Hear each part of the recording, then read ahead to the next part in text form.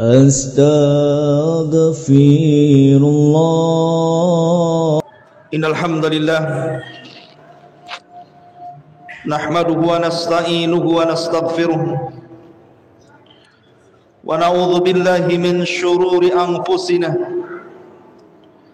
wa sayyiati a'malina.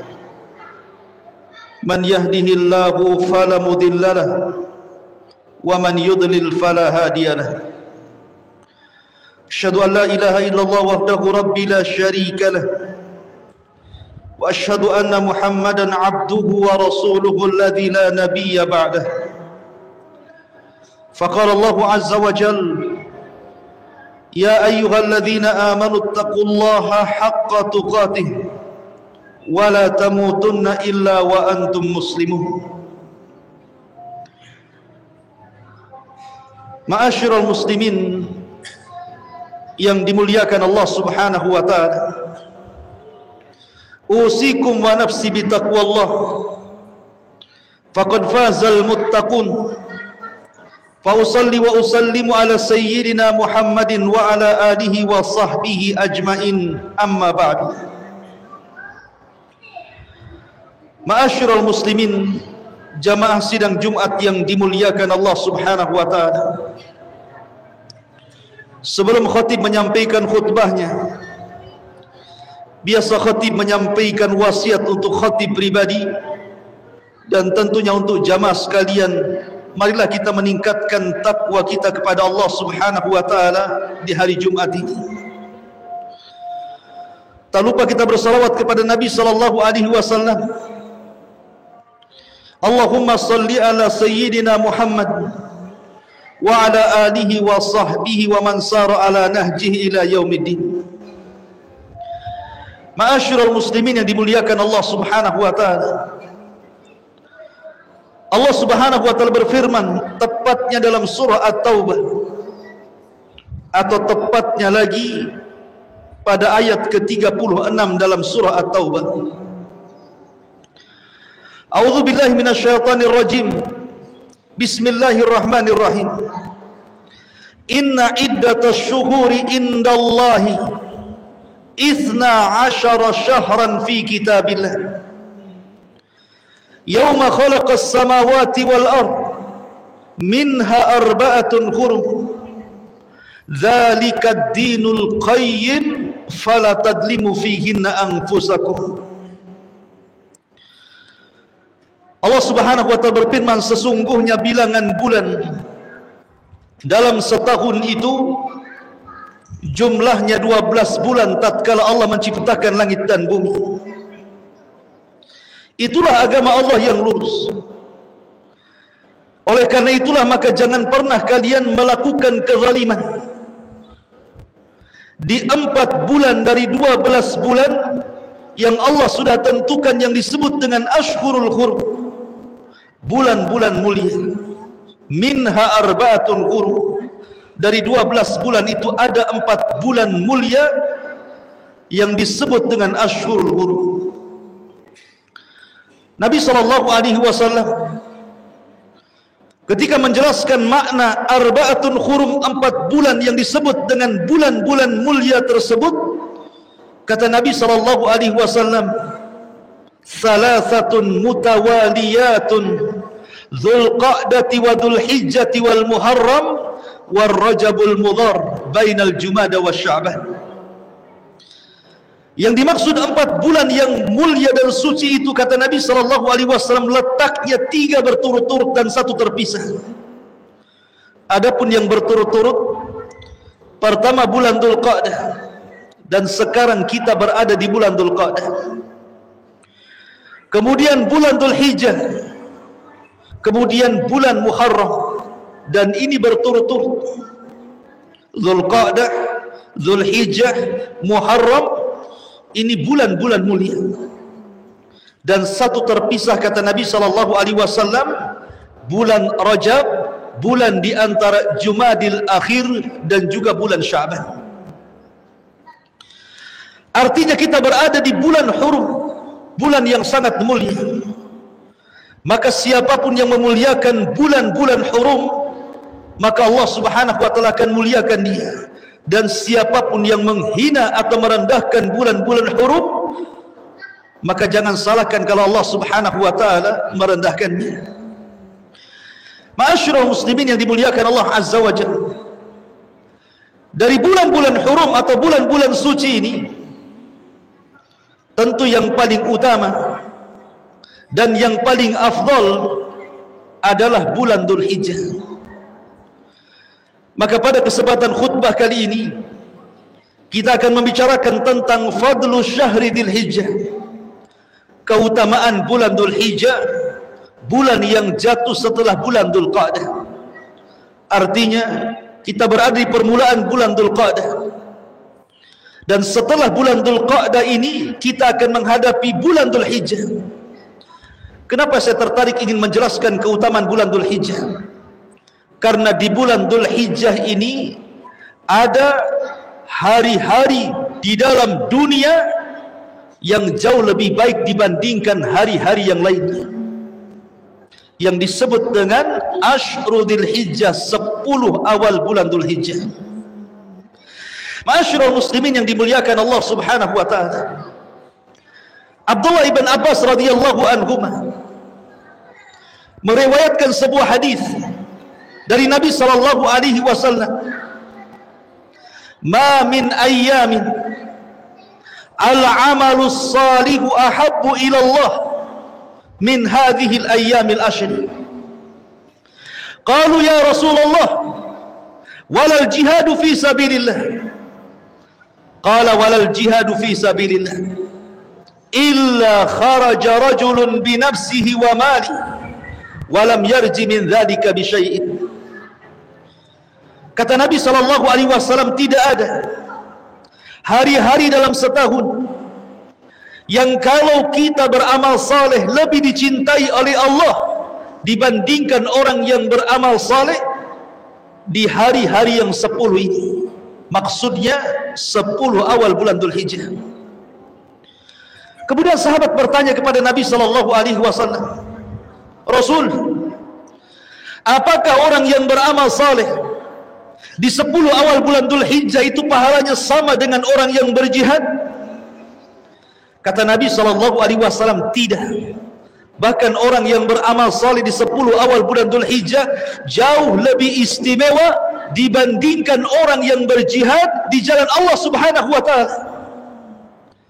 Kecuali kalau seandainya orang yang berjihad ini keluar membawa jiwanya, keluar membawa hartanya, kemudian tidak kembali alias mati syahid, baru sebanding pahalanya. Ma'asyiral muslimin yang dimuliakan Allah Azza wa Jalla, perhatikan hadis Abdullah ibn Abbas radhiyallahu anhu ini. Bagaimana Nabi SAW membandingkan satu amalan yang anda lakukan di 10 awal bulan Dzulhijjah sama dengan orang yang mati syahid. Artinya kalau orang hanya berjihad saja, berperang di jalan Allah, tapi masih pulang membawa jiwa dan raganya, berarti tidak sebanding pahala orang yang beramal di permulaan bulan Dzulhijjah jauh lebih besar dibandingkan orang yang berangkat berjihad, berperang walaupun meregang nyawa. Kenapa para sahabat Nabi SAW membandingkan amalan di 10 awal bulan Dzulhijjah dengan pahala jihad? Bukankah amalan selain jihad itu banyak? Seperti salat, puasa, zakat, haji atau yang lainnya. Karena di mata para sahabat tidak ada amalan yang jauh lebih mulia, yang merupakan sanamul Islam, puncak daripada Islam, melebihi jihad di jalan Allah Subhanahu wa taala. Makanya Nabi SAW bersabda, ra'sul amri al-Islam wa amuduhu as-salah wa dirwatus sanamihil jihadu fi sabilillah. Pokok urusan hidup manusia adalah Islam, dan tiangnya salat, dan puncak urusan dalam Islam adalah berjihad di jalan Allah Subhanahu wa taala.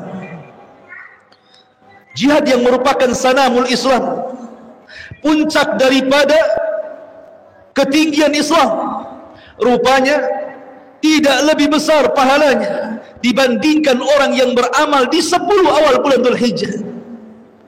Jadi kalau seandainya kita nanti sampai di 10 awal bulan Dhul Hijjah, dari tanggal 1 Dhul Hijjah sampai tanggal 10 Dhul Hijjah, Anda membaca Al-Quran walaupun 1 lembar, maka bacaan Quran 1 lembar Anda pahalanya sama dengan orang yang mati syahid.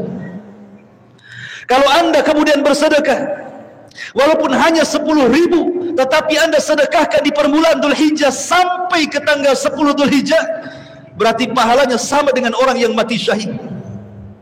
Kalau Anda berzikir mengucapkan subhanallah walhamdulillah wa la ilaha illallah Allahu akbar, memperbanyak tasbih, tahlil dan tahmid, maka zikir Anda pahalanya sama dengan orang yang mati syahid. Artinya bahwa orang yang menghendaki memiliki pahala mati syahid tidak mesti harus berjihad. Cukup menanti tanggal 1 bulan Dhul Hijjah sampai tanggal 10 bulan Dhul Hijjah, kita akan meraih sebanyak-banyaknya pahala orang yang mati syahid. Itulah wajar Nabi SAW sampai mengatakan, fadlu ayyamid dunya ayyamu ashrin. Keutamaan hari-hari dalam dunia ini ada pada hari-hari yang ke-10, maksudnya 10 awal bulan Dhul Hijjah. Ma'asyiral muslimin yang dimuliakan Allah Subhanahu wa taala, bukan hanya umat Islam yang memuliakan 10 awal bulan Dhul Hijjah, tapi umat dulu juga sama. Ketika Allah Subhanahu wa taala menceritakan tentang kisah Nabi Musa alaihi salatu wassalam, wa wa'adna Musa 30 lailatan summa atmamnaha bi ashrin wa tamma miqatu rabbih 40 lailatan. Ketika Allah Subhanahu wa taala menjanjikan kepada Musa untuk menurunkan Taurat di Bukit Sainah, maka Allah Subhanahu wa taala memerintahkan Musa untuk tinggal di Bukit Sainah selama 30 malam atau 30 hari. Maka di hari ke-30, Musa alaihi salatu wassalam yang saat itu dia sedang berpuasa, hendak membatalkan puasanya. Karena dikhawatirkan kalau seandainya dia tidak membatalkan puasanya, kemudian dia berdialog dengan Allah Subhanahu wa taala, maka lisannya akan mengeluarkan bau. Maka Allah Subhanahu wa taala katakan kepada Musa, ya Musa, la laqufu fammi sha'im atyab indallahi min rihil misk. Wahai Musa, bau mulutnya orang yang berpuasa jauh lebih wangi dibandingkan minyak kasturi di hadapan Allah Subhanahu wa taala. Maka Allah Subhanahu wa taala memerintahkan 10 hari lagi agar Musa berpuasa sehingga digenapkan menjadi 40 hari. Sebagian para ulama tafsir mengatakan bahwa peristiwa Musa ketika berbicara dengan Allah Subhanahu wa taala pada hari yang ke-40 dan turun padanya Taurat, 30 pertama Musa berada di bulan Dhul Qa'dah, dan 10 akhir sebagai tambahan genap menjadi 40 hari adalah 10 awal bulan Dhul Hijjah. Artinya bulan Dhul Hijjah adalah bulan bersejarah, di mana Musa alaihi salatu wassalam berdialog dengan Allah Subhanahu wa taala dan turun padanya kitab yang pertama kali dari kitab-kitab yang langit yang turun ke bumi, kitab Taurat. Kitab Taurat turun kepada Musa alaihi salatu wassalam tepat pada tanggal atau pada hari ke-40, atau dengan kata lain tepat pada tanggal 10 bulan Dhul Hijjah, atau disebut dengan hari Ashura, tanggal 10 bulan Dhul Hijjah. Ma'asyiral muslimin yang dimuliakan Allah Subhanahu wa taala, belum lagi keistimewaan yang lain. Di bulan Dhul Hijjah, kata Al-Hafidz Ibnu Hajar rahimahullahu taala, kalau kita melihat sisi siangnya, maka 10 awal bulan Dhul Hijjah jauh lebih utama dibandingkan 10 akhir bulan Ramadan. Ketika Allah Subhanahu wa taala berfirman, wal fajri wa layalin ashri, demi waktu fajar dan demi malam-malam yang 10. Ada yang mengatakan malam-malam yang 10 adalah 10 akhir Ramadan. Ada juga yang mengatakan ahli tafsir bahwa yang dimaksud malam yang ke-10 adalah 10 awal bulan Dhul Hijjah. Lalu mana yang lebih utama? 10 akhir Ramadan ataukah 10 awal bulan Dhul Hijjah? Kata para ulama, kalau dilihat dari siangnya, maka 10 awal bulan Dhul Hijjah jauh lebih mulia dibandingkan 10 akhir Ramadan. Tapi kalau dilihat dari malamnya, maka 10 akhir Ramadan jauh lebih mulia dibandingkan 10 awal bulan Dhul Hijjah. Karena 10 akhir Ramadan ada malam Lailatul Qadar. Tetapi kenapa kemudian siangnya lebih istimewa dibandingkan 10 akhir Ramadan, 10 awal bulan Dhul Hijjah? Kata Al-Hafidh Ibnu Hajar rahimahullahu ta'ala, lijtima'i usulil ibadati fiha. Karena di 10 awal bulan Dhul Hijjah terkumpul semua ibadah padanya, terkumpul arkanul Islam. Rukun-rukun Islam bisa dikumpulkan di 10 awal bulan Dhul Hijjah dan tidak bisa dikumpulkan di 10 akhir Ramadan. Di 10 akhir Ramadan Anda bisa bersyahadat, Anda bisa berpuasa, Anda bisa zakat, tapi Anda tidak bisa haji. Tapi di 10 awal bulan Dhul Hijjah Anda bisa bersyahadat, Anda bisa salat, Anda bisa berpuasa, Anda bisa haji, sehingga arkanul Islam bisa dilakukan di 10 awal bulan Dhul Hijjah. Itulah kenapa kemudian 10 awal bulan Dhul Hijjah disebut ayyamid dunya, seutama-utama hari di dunia ini. Oleh karena itu jangan pernah diremehkan 10 awal bulan Dhul Hijjah yang 3 minggu lagi mungkin kita akan sampai di hari tersebut. Ma'asyiral muslimin, jamaah salat Jumat yang dimuliakan Allah Subhanahu wa taala. Apalagi di 10 awal bulan Dhul Hijjah ada yang disebut dengan hari Arafah, hari di mana yang disebut Hajjul Akbar, hari haji besar, di mana ribuan kaum muslimin berkumpul di Arafah memanjatkan ampunan kepada Allah Subhanahu wa taala, sehingga Allah turun dan menurunkan rahmatnya. Kata Nabi SAW, tidak pernah syaitan merasa terhina di hadapan Allah melebihi ketika dia melihat hamba-hamba Allah istighfar pada hari Arafah. Dan itu ada di 10 awal bulan Dhul Hijjah.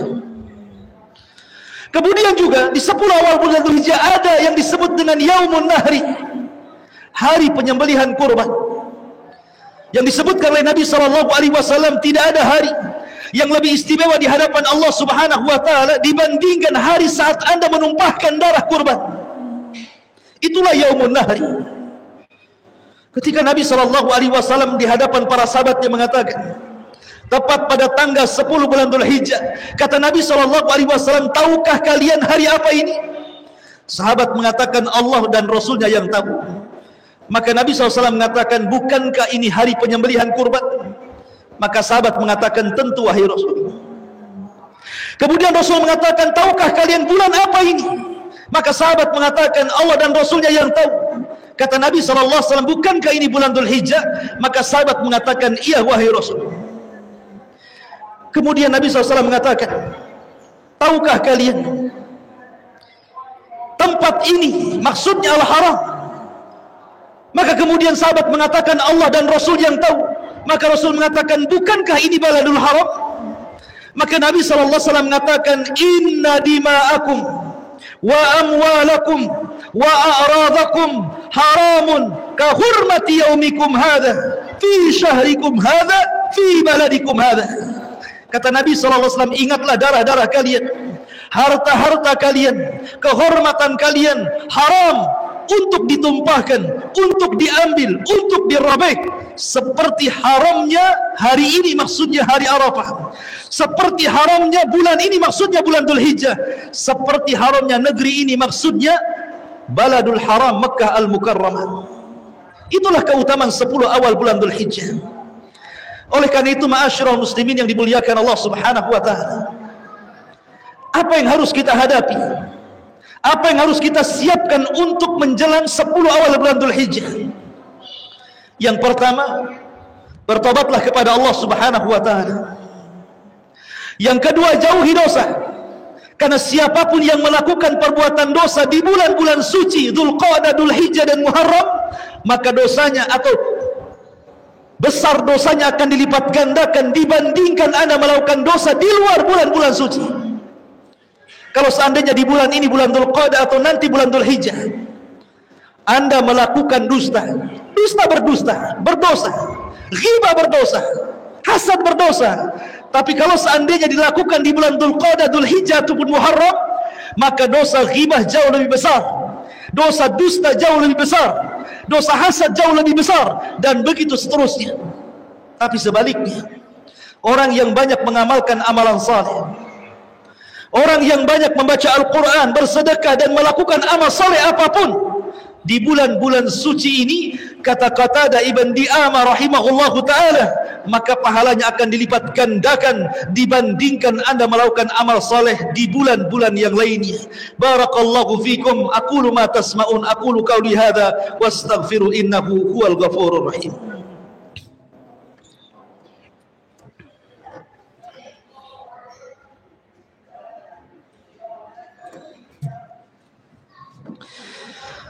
Bihamdillahi wassalatu wassalamu ala rasulillah wa ala alihi wa sahbihi wa mawalah wa la hawla wa la quwata illa billahi wa ba'du.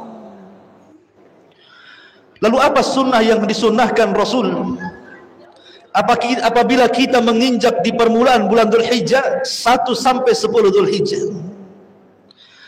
Yang pertama, perbanyak zikir. Sebagaimana Nabi SAW bersabda, fa'akthiru fihinna minat tahlili wat takbiri wat tasbih. Perbanyak oleh kalian membaca tahlil, membaca tahmid, membaca takbir apabila sampai di 10 awal bulan Dzulhijjah. Terutama bertakbir, membaca Allahu Akbar, Allahu Akbar, Allahu Akbar, Allahu Akbar, la ilaha illallah, Allahu Akbar, Allahu Akbar walillahil hamd. Kata para ulama, bertakbir itu ada 2 macam. Ada takbir mutlak, ada takbir muqayyad. Adapun takbir mutlak, anda boleh bertakbir ketika masuk di permulaan bulan Dzulhijjah. Tanggal 1 Dzulhijjah anda boleh bertakbir. Anda boleh bertakbir di siang hari, anda boleh bertakbir di sore hari, anda boleh bertakbir di malam hari, di pagi hari, mutlak apapun. Sebagaimana Abdullah ibn Umar radhiyallahu anhu bertakbir sehingga Mina bergoncang dengan takbirnya para sahabat Nabi SAW. Kemudian ada takbir muqayyad, dan itu takbir dimulai ketika terbenamnya matahari pada tanggal 9 bulan Dzulhijjah dan masuknya pada tanggal 10 bulan Dzulhijjah, atau disebut dengan Idul Adha, sampai ayyamut tasyrik 11, 12 dan 13 disebut ayyamut tasyrik. Disitulah takbir muqayyad. Artinya yang pertama disunnahkan adalah bertakbir dan berzikir kepada Allah Subhanahu wa taala. Kemudian yang kedua, memperbanyak puasa. Ada 2 riwayat yang sangat bertentangan, tetapi kemudian para ulama berusaha menjamaknya. Pertama, riwayat Hafsah mengatakan Nabi SAW berpuasa pada 10 awal bulan Dzulhijjah. Tapi Aisyah radhiyallahu anha mengingkari bahwa Rasul tidak berpuasa. Kedua-duanya sama-sama istri Nabi SAW. Hafsah mengatakan Rasul berpuasa, Aisyah mengatakan tidak berpuasa, dan dua-duanya sahih. Maka Al-Hafidz Ibnu Hajar rahimahullahu ta'ala ingin menggabungkan keduanya, bahwa boleh seseorang itu kadang-kadang berpuasa, kadang-kadang tidak. Kita boleh berpuasa dengan puasa-puasa yang warid, yang sampai kepada kita seperti puasa Daud atau puasa Senin Kamis, puasa-puasa yang disyariatkan kepada kita oleh Allah Subhanahu wa ta'ala dan Rasulnya. Kemudian yang ketiga, memperbanyak salat. Tentu yang dimaksud selain daripada salat wajib, salat sunnah. Kemudian juga bersedekah, karena bagaimanapun sedekah di bulan-bulan suci pahalanya jauh lebih besar dibandingkan sedekah di bulan-bulan yang lainnya. Kemudian bagi anda yang memiliki keleluangan rizki dari Allah Subhanahu wa ta'ala, maka anda bisa berkurban. Dan tidak ada harta yang lebih baik dibandingkan harta yang digunakan untuk membeli hewan kurban. Makanya ketika Allah Subhanahu wa ta'ala selalu mengiringkan kalimat salat dengan kurban di dalam Al-Quran, seperti Allah mengatakan, fasalli li rabbika wanhar, salatlah engkau kepada Rabbmu dan berkurbanlah. Qul inna salati wa nusuki wa mahyaya wa mamati lillahi rabbil alamin. Katakan, sungguh salatku dan kurbanku. Selalu Allah menyebut satu nafas antara ibadah salat dan kurban. Kenapa? Sebab kalau kita bicara ibadah badan, tidak ada ibadah yang lebih mulia melebihi salat. Tapi kalau kita bicara ibadah harta, maka tidak ada yang lebih mulia dibandingkan kurban pada waktunya. Kalau seandainya Allah takdirkan dari sekarang Anda bisa mengumpulkan uang untuk membeli hewan kurban, berkurbanlah. Karena sesungguhnya tidak ada ibadah harta yang lebih afdal melebihi ibadah kurban. Karena kurban hakikatnya mendekatkan diri kita kepada Allah Subhanahu wa ta'ala. Dan bagi anda yang mungkin memiliki kelebihan yang rizki yang lebih lagi, anda bisa pergi haji dan juga umrah sebagaimana yang dilakukan Nabi sallallahu alaihi wasallam. Innallaha malaikatahu yusalluna 'alan nabi ya ayyuhalladzina amanu sallu alaihi wa sallimu taslima. Allahumma ighfir lil muslimina wal muslimat wal mu'minina wal mu'minat al ahya'i minhum wal amwat innahu qaribun mujibu da'wa ya qadiyal hajah. Allahumma arinal haqqa haqqa warzuqna ittiba'ah wa arinal batila batila warzuqna ijtinabah. Allahumma nas'aluka al-huda wat tuqa wal afafa wal ghina. Allahumma nas'aluka khaira ajilihi wa ajili ma alimna minhu wa ma lam na'lam wa na'udzubika minasyarri ajilihi wa ajili ma alimna minhu wa ma lam na'lam. Allahumma na'udzubika an nusyrika bika wa nahnu na'lam wa na'udzubika bima la na'lam.